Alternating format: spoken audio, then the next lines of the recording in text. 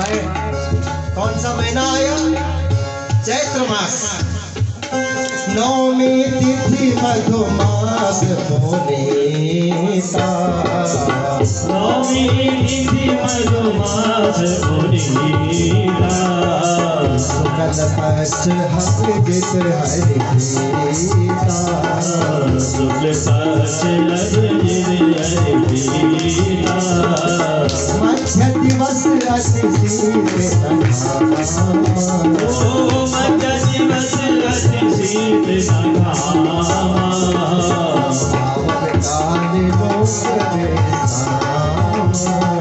सावन काल लोक विश्राम। मध्य दिवस 12 बजे अपराह्न, चैत्र मास मधुमास और सुंदर भगवान का प्राकट्य हुआ। देवताओं ने भी दुंदुभी बजाई और सभी देवतागण आए भगवान का सबने स्वागत किया।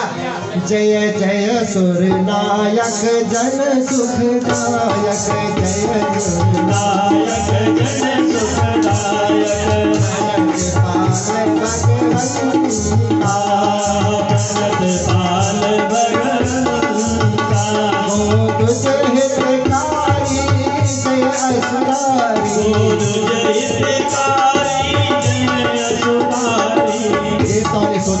कहीं भगवान ये न बोल दे कि मेरे लिए वही भी बच्चे हैं, इसलिए क्या बोला?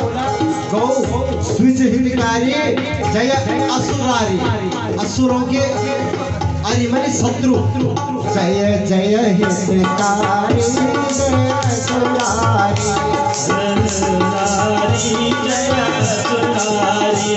सिंधु सुता सिंधु सुता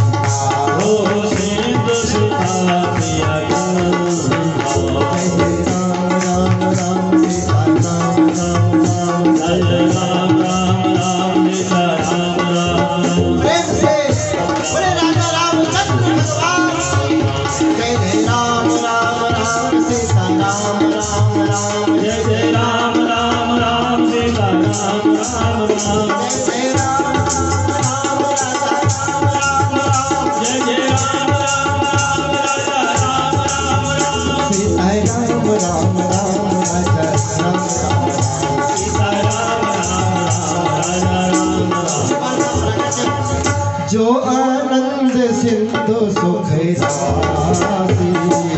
जो आनंद सिंधु सुख राशि। करके लोक सुखासी। करते लोक सुखासी। सो सुख धाम राम अस नाम। सो सुख धाम राम अस नाम। अखिल लोकदायक विश्राम। अखिल लोकदायक विश्राम। वशिष्ठ ने जैसे नाम रखे वहां से दासियां आ रही है। महाराज हो गया क्या हुआ? बोले कौशल्या महारानी ने पुत्र को जन्म दिया, नाम पड़ गया, नामकरण हुआ।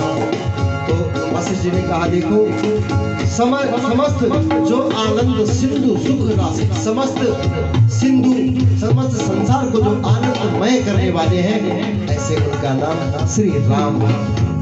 और दूसरे पुत्र का नाम विश्व भरण पोषण कर दो। विश्व भरण पोषण कर दो। आकर नाम भरत अस होई। आकर नाम भरत अस होई। जाके सुमिरन तेरे पुनासा। जाके सिमरन तेरे पुनासा। शत्रुघ्न वेद प्रकाशा। शत्रुघ्न वेद प्रकाशा। विश्व का जो भरण करता है वो कौन है? वो श्री राम। राम का नाम है भरत। विश्व का भरण पोषण कौन करते हैं? राम ही तो है और समस्त विश्वों का नाश करते वह भी श्री राम ही, जिनका नाम यहाँ शत्रुघ्न है। और कहा महाराज लक्षण धाम सुराम प्रिया सकल जगत आधार गुरु वशिष्ठ तहि राखियो लक्ष्मण नाम उदार हो गुरु गृह पढ़न गए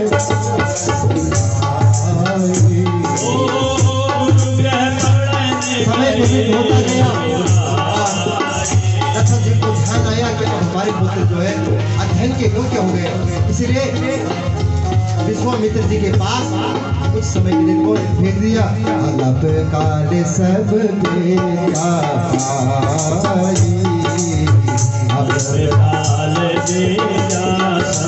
भगवान को केवल प्रतिनिधि बन के मानो जा रहे हैं, सब भगवान के प्रति सभी चीजें, लेकिन मर्यादा बनाने के नामी मर्यादा पुरुषोत्तम है। मर्यादा रखने के लिए भगवान ने सब वचन गुरु का भी निभाया, माता पिता का भी, विद्यालय में गए, सेवा से स्वामी के अल्प कम समय में 24 विद्याओं से 12 घंटे हो गए। उसके बाद विश्वामित्र जी के माध्यम से जनकपुर में गए और पुराने धनुष का भंजन भी किया, जिस धनुष को भूप सहस दस कहीं पार जिस धनुष को सहस्र राजाओं ने, और इसका यहाँ पर दो अर्थ है, सहस्र पाव मैंने सहस्र पाव भी गया था, लेकिन दूसरा अर्थ भी है कि पहले तो एक एक करके उठाया, 10 से मसले कर पाए इस पिनाक धनुष को, सिर के धनुष को, लेकिन अंत में सबको क्रोध आया और सब राजा एक समान एक साथ बल का प्रयोग सबने किया, लेकिन फिर भी उठा नहीं पाए और भगवान श्री राम ने एक ही क्षण में उसको तोड़ दिया। बोले राजा रामचंद्र भगवान की। और आगे आप जानते हैं तापस विशेष उदासी कई के कहने पर उनको बंद दिया गया। आगे सीता माता का हरण और हनुमान जी के माध्यम से श्री सुग्रीव जी से मित्रता, बालिका वध और लंका पर चढ़ाई। गुरुवर के त्यक्त राजो व्यचरधर्मणं पद्मपद्भ्यां प्रियायाः पाणि स्पर्शा क्षमाभ्यां रुजकरदे लोहरिन्द्राजाभ्यां वैरूप्या चोरपरीक्षा कतिविधरुसारोपिता शोभेद्रंहा तस्त्राप्तेर्पद्य से तो खलतवदान कौशलेन्द्रोवतारः पश्चात रावण कुंभकर्ण हरणम रामायणम। इस प्रकार राजा राम ने अधर्म की समाप्ति कर रावण कुंभकर्ण रूपी अधर्म को समाप्त कर अपना धर्म की प्रतिष्ठा की और इसी वंश में आगे बड़े बड़े सूरवीर राजा हुए। अब आगे चलते आपको चंद्रवंश की ओर।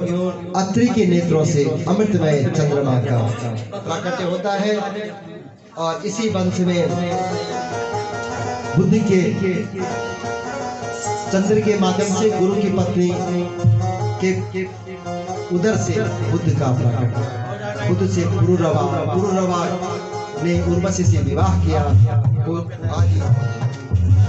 इसी वंश में ऋचिक जमदग्नि जिनकी रेणुका नाम की पत्नी से श्री परशुराम जी का प्राकट्य हुआ। बोले परशुराम भगवान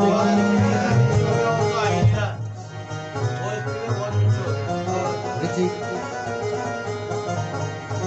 ये आपस में संबंधित थे, विश्वामित्र और बस चारों क्षत्रिय का चारों इन्होंने पी लिया था, इसलिए जहाँ विश्वामित्र ब्राह्मण होना था वो क्षत्रिय बन गए। तो इस प्रकार सहस्त्र भाव को समाप्त कर पुनः धर्म की स्थापना की। बोले गोविंद भगवान की जय। श्री कृष्ण गोविंद हरे मुरारे हे नाथ नारायण वासुदेवा।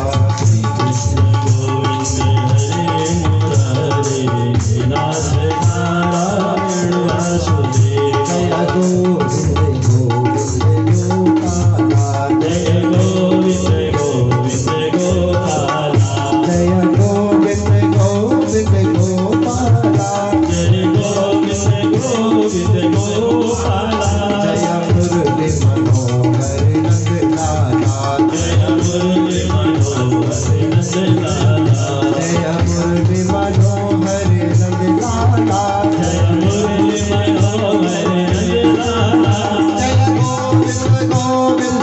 नंदलाला, जय गोविंद गोविंद गोपाला, जय मुरली मनोहर नंदलाला, जय गोविंद गोविंद गोपाला। बोले आनंद कंद श्री कृष्ण चंद्र भगवान। मथुरा नगरी के राजा उग्रसेन जी एक दिन अपनी पत्नी के साथ आखिर में जाते हैं। इनकी पत्नी गर्भवती है। दुर्मिल नाम के राक्षस ने कुदृष्टि डाली और इनके गर्भ से जब पुत्र हुआ तब नाम पड़ा कंस। कसी हिंसायाम, जिसकी मारने में ही इच्छा हो। ब्राह्मणों ने कहा, राजन अगर सुरक्षित चाहते हो अपने को और राज्य को तो इसको मार दो या बहा दो। ऐसे कराए इसके पेटिका में बंद करके उसको बहा दिया। यहाँ पर सूरसेन जी के पुत्र वसुदेव जी सूरसेन जी पूजा कर रहे थे और उसी समय उन्होंने देखा कि यमुना जी में बहकर क्या आ रहा है। पेटिका खोली तो छोटा सा नन्हा सा एक बच्चा देखा। उसका लालन पालन वसुदेव जी के साथ किया। वसुदेव जी 10 भाई थे और 5 बहनें। बड़ी कुंती माता की वृद्धा, जिनका पूर्ण विस्तार हम आपको कल बताएंगे। अभी केवल हमको जो है जन्म तक पहुंचना है। तो इसके पश्चात इनकी वसुदेव जी की पत्नियां हैं 7। पौरवी, रोहिणी, भद्रा, मदिरा, रोचना, इला। देवी की प्रमुखा आसन पत्नियां आनक दुंदुभी। आनक दुंदुभी इनका नाम है वसुदेव जी का, क्योंकि उस समय देवताओं ने दुंदुभी बजाई, इसलिए आनक दुंदुभी इनका नाम पड़ा। तो जब इसको नारद द्वारा पता लगा कंस को कि मेरे पिता उग्रसेन राजा हैं, उन्होंने मुझे बहाया, तो मंदराचल पर जाकर या अन्य जगह जाकर कई हजारों वर्ष तक इसने तपस्या की, घोर तपस्या किया। भगवान शिव को प्रसन्न किया। भगवान शिव ने से अपना धनुष दिया कि जा, जब तक ये धनुष तेरे पास रहेगा कोई भी शत्रु तुझ पर विजय नहीं पा सकता। ऐसे बहुत बड़ी बड़ी शक्तियों से संपन्न होकर इसने पुनः कोबलाए पीठ नामक हाथी को पछाड़ दिया। जरासंध ने कहा, ये मेरे लायक, ये मेरे दामाद बनने योग्य है। अस्थि प्राप्ति नाम की 2 कन्याएं देवादी। अब तो सबका संग साथ इसको मिलने लग गया। अंततः गत्वा सारी आसुरी सेनाओं को एकत्रित करके मथुरा पर चढ़ाएगी और अपने पिता को कारागार में डालकर स्वयं राजगद्दी पर और इसी हुआ। सूक्ष्म में ही कह रहे थे यहाँ पर सुखदेव जी कथा। कहा, हे राजन तुझे भूख प्यास लग गई होगी, कुछ खा लो पी लो। बोले महाराज बस खाने पीने की बात ही मत करो। ये गलती अगर समीक जी की यहाँ नहीं करता, भूख प्यास से पीड़ित नहीं होता तो मरा हुआ सर्प नहीं डालता और श्रापित न होता। बस हे गुरुदेव, आपके मुख से कथा रूपी अमृत से मेरा हर अंग अंग तृप्त हो रहा है। बस अब किसी प्रकार की कोई भूख प्यास नहीं है। बस कृपया आप कृष्ण कथा में कंजूसी मत करना, लगाने में खूब विस्तार से लगाने। क्यों? क्योंकि सूर्यवंश का वर्णन आपने विस्तृत दिया, लेकिन चंद्रवंश का जरा सूक्ष्म किया। तो कहा, राजन ऐसे में तो 100 वर्ष भी निकल जाएंगे तो कम है, लेकिन सार में तुझे सुनाता हूँ। तो फिर कृष्ण कथा विस्तार से सुनाई। कथित हो वंश विस्तारो भवता सोम सूर्ययो राज्ञां चोभयवंशानां चरितं परमाद्भुतम्। अपने चचेरे बहन चाचा की पुत्री देवकी का विवाह इसने बड़ी धूमधाम से आगे करना चाहा, ताकि लोक लाज से। अब भगवान ने यहाँ देखा कि इसके अत्याचार से सारी पृथ्वी डगमग हो रही है। यहाँ जो है भूमिका भगवान बनाते गए और यहाँ पर एक एक करके लीलाएं चल रही है।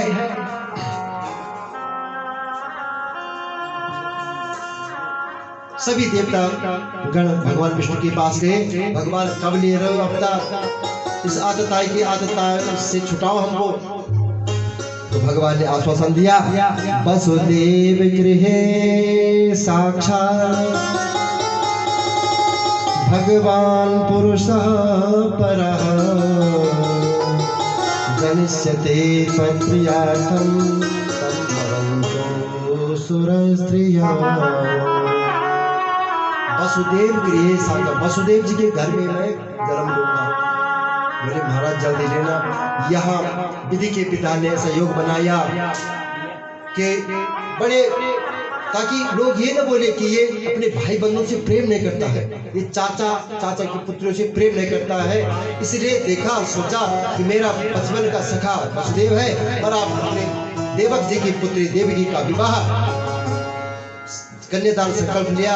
और जैसे उसको छोड़ने जा रहे थे उसी समय भगवान ने देखा कि अगर ऐसे ये छोड़ता गया तो कुछ लोग ऐसे भी होते समाज में कि हाँ अच्छा तो कर रहे हैं, पीठ पीछे चाहे वो समस्त जड़ों का नाश कराए, सनातन का ही गड्ढे में डालना है। नहीं ठीक तो है, नौकरी दे रहे हैं, है ना, अच्छी भली सरकार है, नौकरी दे रही है, इतनी बेरोजगारी नहीं थी, लोगों के लिए बोलने के लिए कुछ तो कुछ चाहिए।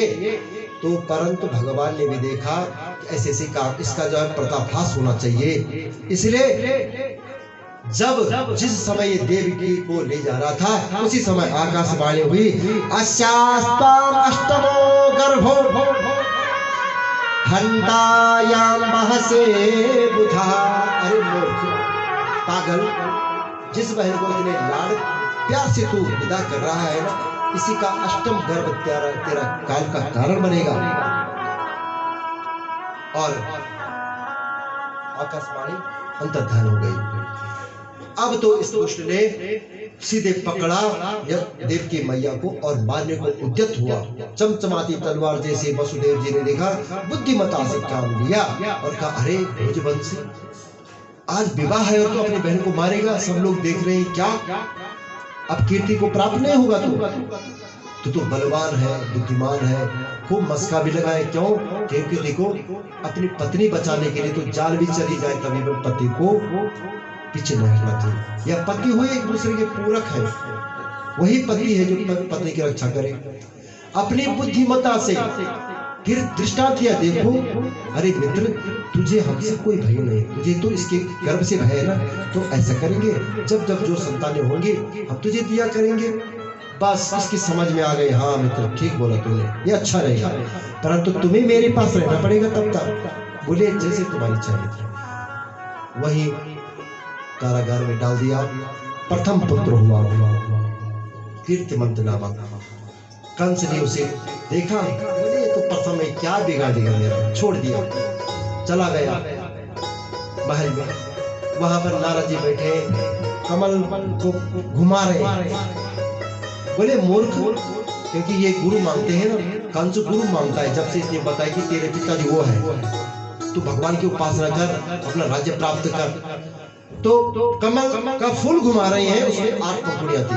अरे मूर्ख, ये कमल गिन 8वां कहां से और कहां तक है? बोले यहाँ से गुरुदेव यहाँ तक 8वां है। फिर यूं घुमाया, यूं घुमाया। अरे मूर्ख, समझा नहीं, कोई भी कहीं से भी 8वां हो सकता है। फिर दौड़ता दौड़ता गया, देव की मैया से बालक को छीना और पटक दिया। बोले गोविंद भगवान की 6 बच्चे जब समाप्त कर दिए, 7वें में शंकरसन महाराज बलराम जी के रूप में देवकी के गर्भ में भगवान आए। और शंकरसन माने इनको एक गर्भ से दूसरे गर्भ में भगवान ने स्थानांतरण करवाया। जो इनकी बड़ी पत्नी है वसुदेव जी की रोहिणी मैया, जो भाई बंधु रिश्तेदारों की यहाँ रहती है, कहाँ? गोकुल में यशोदा माई के पास, वहां स्थानांतरण करा दिया। ये भी विधि का विधान है।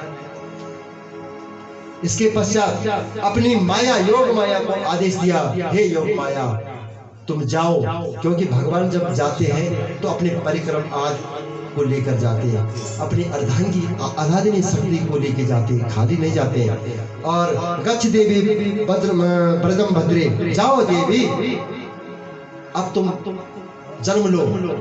देवी जी ने कहा जन्म लिया? माया देवी ने यशोदा माँ के घर में। और यहाँ भगवान आज जो है भाद्रपद कृष्णाष्टमी का दिवस आ गया। सुंदर, आप जानते हैं बुधवार रोहिणी नक्षत्र कृष्ण जन्माष्टमी जिस दिन हम मनाते हैं। यद्यपि ये तो पहले से सतर्क था, इसको ऐसा कहा गया कंस को कि जो सप्तम गर्भ था वो पतन हो गया, लेकिन चकाचौंध था फिर भी। लेकिन भगवान की माया के समक्ष कौन जीत सकता है। और आइए, जैसे देव की मैया के गर्भ में भगवान आए तो दिव्य तेजों से वह जेल जो कारागार था वो जगमगा उठा। कंस को पता लग गया कि यही मेरा अष्टम काल है, यही मेरा काल है। अष्टम जो गर्भ है देवी का, वहां पर जाता तो कहते हैं जब भगवान सम्मुख होते इसके, क्योंकि माता के उदर में भगवान थे, तो भगवान से सामना होता तो बोलता अरे मैं तो अपनी बहन को कैसे मार सकता हूँ, मैं ये पाप नहीं कर सकता।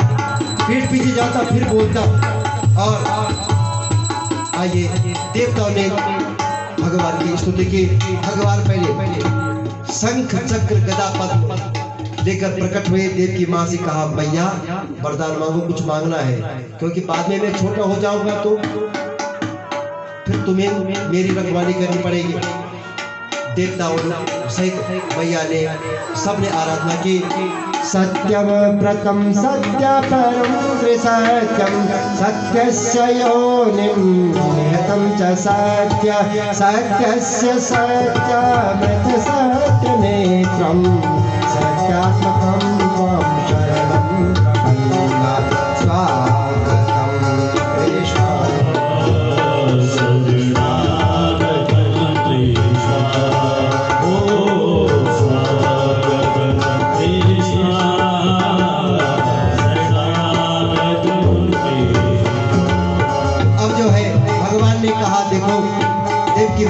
मैया ने कहा भगवान छोटे हो गए, अभी भी 4 हाथ है। देव की मैया ने बोला अगर आप ऐसे रहोगे कौन कहेगा तुम मेरे बच्चे हो। लोग तो बोले भूत है क्या है, इसलिए प्रभु ये 2 हाथ भी हटा दो ना। भगवान ने 2 हाथ हटा के छोटे शिशु के रूप में पुनः प्रकट हो गए।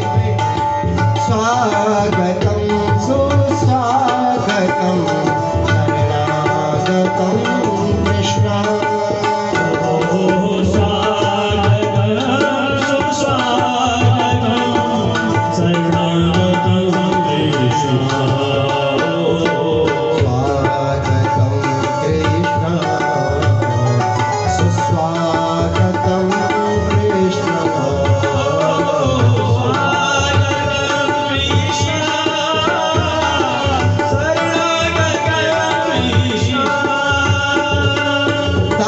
अद्भुतं बालकमं बुधेक्षणं चतुर्भुजं शङ्खगदायुधायुधं श्रीवत्सलक्ष्मं कलशोभितशुभं पीताम्बरं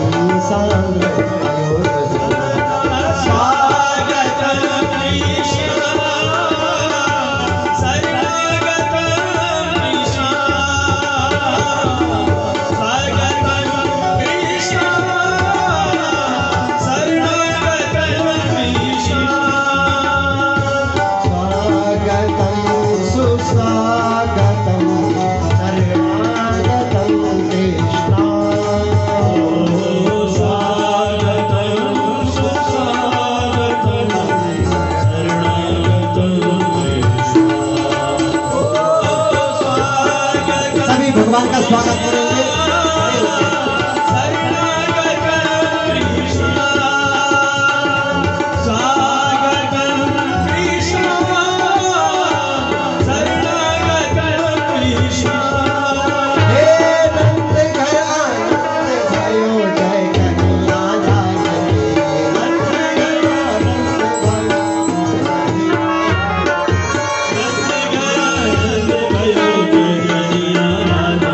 ये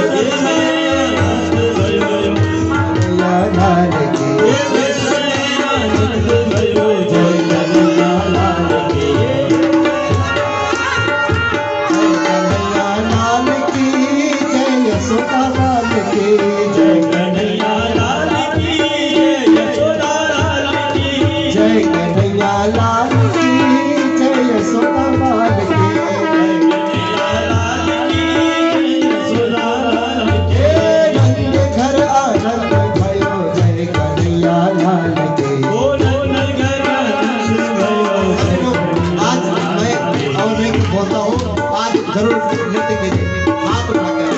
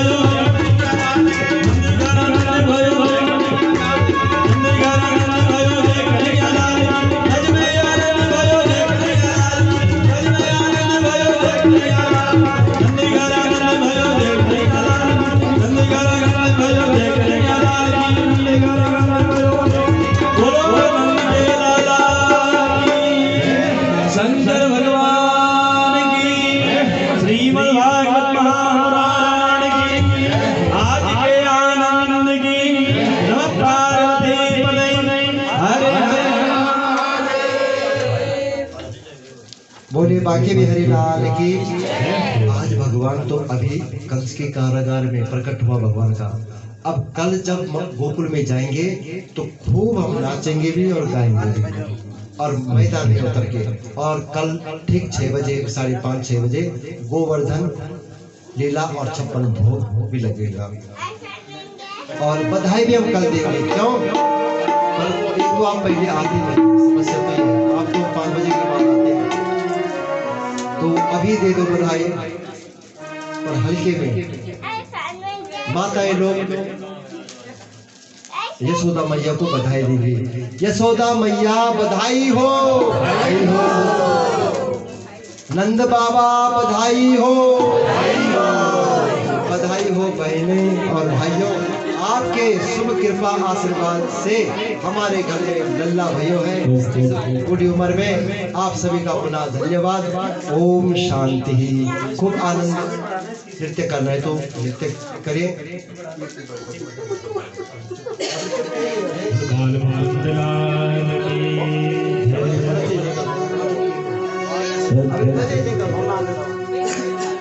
नंद जी के अंगना में बज रही आज बधाई,